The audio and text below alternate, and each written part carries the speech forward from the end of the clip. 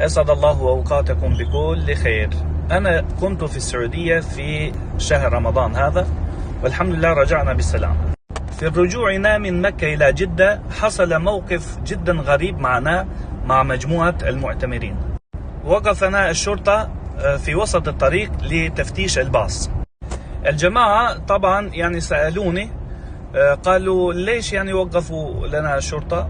قلت والله شوف، ما دام يعني السواق مصري وكذا ممكن عمل أي حركة ويخالفونه هكذا بالطبيعة، يعني عادي، لكن إن شاء الله بنمر سريع، ما عندكم مشكلة، يعني بنمسك الوقت الإفطار إن شاء الله في جدة، لا يهمكم. أول ما دخل الشرطي في الباص قال لي معكم الإفطار؟ قلت لا، ليس معنا إفطار.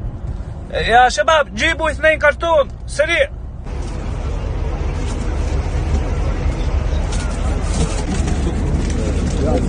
المعتمرين ياخذون الكيس البوكس هذا بتاع الإفطار ويستغربون ايش هذا، يعني وينظرونني كده ايش هذا. تقبل منا ومنكم.